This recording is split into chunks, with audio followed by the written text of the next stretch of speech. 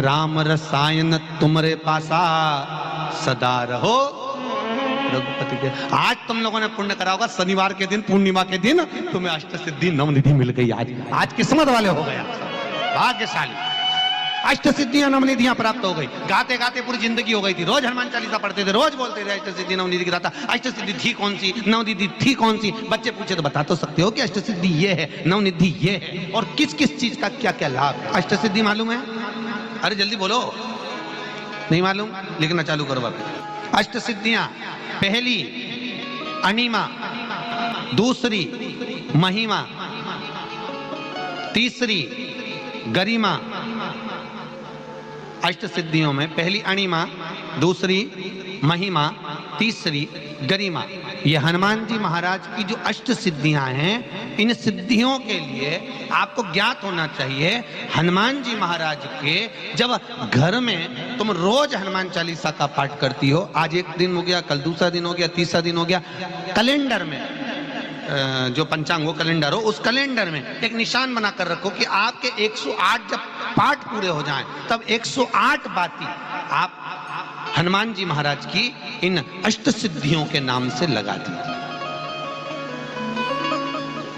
जिंदगी में आपका कभी बाल बांका नहीं हो सकता और आपकी उन्नति को कोई रोक नहीं सकता, यह पक्का है। अष्ट सिद्धियां नवनिधियां 108 जब हनुमान चालीसा के पाठ हो जाए। और कभी कभी व्यक्ति के जीवन में ऐसा भी होता है कि भाई उसको बहुत तकलीफ आ जाती है कि मेरी दुकान नहीं चल रही, व्यापार नहीं चल रहा, मेरे साथ अच्छा नहीं हो रहा, मेरे को तकलीफ आ गई, शनि बढ़ गया, ये हो गया, ढैया हो गया, 7.5 हो गया, बड़ा तकलीफ, कहीं गिर रहा, कहीं पड़ रहा। तो उस व्यक्ति को 108 पाठ एक साथ कर लेना चाहिए। आज बैठा सुबह से शाम तक 108 पाठ करके और फिर ये अष्ट सिद्धियों की बाती लगा दे। पर अष्ट सिद्धियों की जो बाती लगती है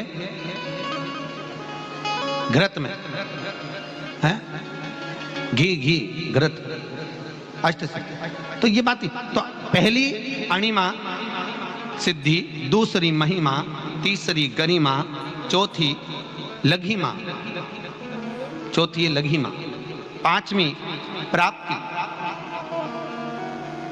पांचवी क्या है? प्राप्ति। छठी प्राकंभ, छठी है प्राकंभ, सातवीं है ईर्ष्यत्व, ईर्ष्यत्व, और आठवीं है वशिष्ठ, आठवीं है वशिष्ठ। ये हनुमान 8 सिद्धियां और 9 निधियां। पूरी हनुमान चालीसा की एक एक चौपाई में एक एक चीज से एक एक बीमारी का इलाज है, एक एक बीमारी का महाराज। हनुमान चालीसा की एक एक चौपाई से एक एक बीमारी।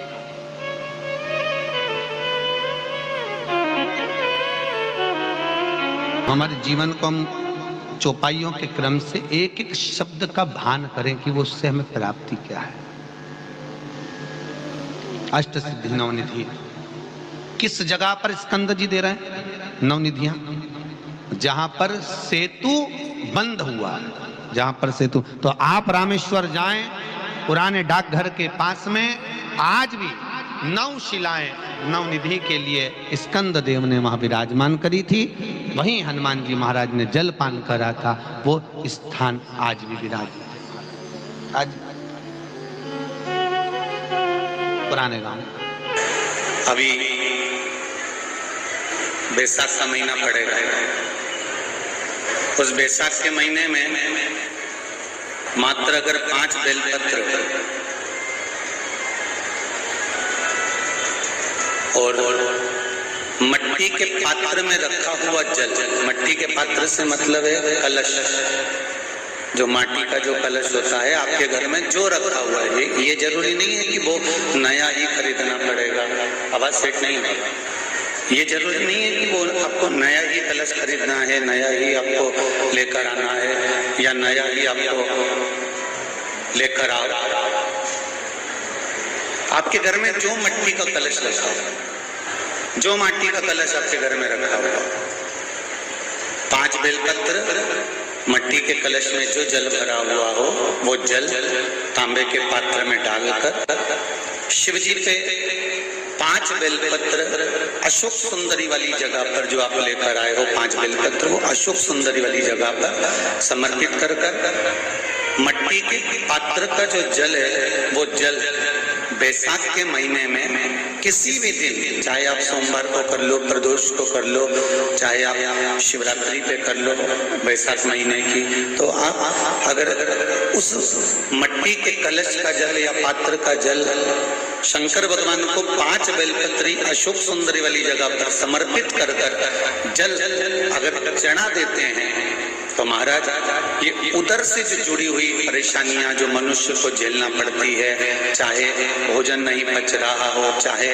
उदर में पथरी हो रही हो, या कोई अनेक परेशानियां जो उदर से जुड़ी हुई होती है, बैसाख के महीने में अगर प्रतिदिन मट्टी के पात्र का जल शिवजी को समर्पित करा जाता है तो उधर से जुड़ी हुई सारी समस्याएं अपने आप धीरे धीरे समाप्त होने लगती। बेलपत्री की जड़ के नीचे, बेलपत्री के वृक्ष के नीचे 1 लोटा पानी चढ़ाने का नियम बना।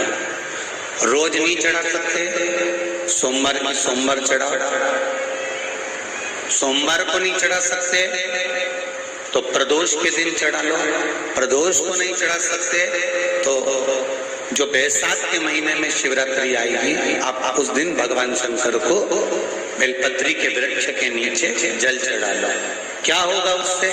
शिव महापुराण की कथा कहती है बैसाख के महीने में तुलसी की अर्चना और बैसाख के महीने में बेलपत्री की अर्चना, ये दोनों अर्चना करने से, पूजन करने से, जल समर्पित करने से घर में कभी संपदा की कमी नहीं होती, वहां वैभव। कई लोग तो ऐसे हैं उनका आज तक हनुमान चालीसा पढ़ना नहीं है, आज तक कोई चालीसा, चाहे गायत्री चालीसा हो, लक्ष्मी चालीसा हो, शिव चालीसा हो, पढ़ना ही नहीं आती, बस बैठ गए भगवान के सामने और पढ़ लिया आसन लगा के। नहीं नहीं, चालीसा पढ़ने का भी एक नियम है। अगर कोई लक्ष्य लेकर पढ़ रहे हो तो उसका एक नियम है। पूरी जिंदगी पढ़ते रहोगे तो भगवान की प्राप्ति नहीं है, पर लक्ष्य लेकर अगर पढ़ा है आसन से, जिस भगवान की चालीसा पढ़ रहे हो उसकी मूर्ति या उसका फोटो आपके सामने होना चाहिए। एक घी का दिया, अगर हनुमान चालीसा पढ़ रहे हो तो या तो घी का दिया जलाओ, वो भी गाय के घी का हो, भैंस के घी का मत जलाना, हनुमान जी कभी प्रकट नहीं होंगे भैंस के घी से। घी का दिया लगाइए अगर चालीसा का पाठ कर रहे हो हनुमान जी का। और बहुत ज्यादा संकट है, बहुत ज्यादा परेशानी है तो हनुमान चालीसा का पाठ करो तो तिल्ली के तेल का दिया लगाओ, काली तिल के तेल का दिया, तिल का तेल का दिया हनुमान जी के सामने आसन बिछाकर। बहुत तकलीफ है तो 3 पाठ प्रतिदिन करो और एक आसन से जितने समय 9 बजे अगर आप बैठते हो पाठ करने तो 9 बजे ही बैठना है। 11 दिन तक प्रतिदिन 3 पाठ रोज करो। एक पानी का लोटा, कलश, तांबे का जल अर्थात तांबे का लोटा हो, स्टील का लोटा हो, तुम्हारे पास जो कलश हो उसमें जल भरकर एक सिक्का उसमें पटक कर, एक लौंग पटक कर प्लेट से ढक कर रख दो और प्रतिदिन बस टाइम पर बैठकर पाठ करो। 11 दिन पूर्ण होंगे, जिस कामना से आपने पाठ करा है बस वो सिक्का, वो लौंग कलश में से निकाल लो, जल का आचमन करो और जिस काम के लिए करा है वो जल उस प्रयोग में ले लो। उस प्रयोग, किसी से बात करने जाना है तो वो जल पी कर जाइए, कोई से हाथ मिलाना है तो वो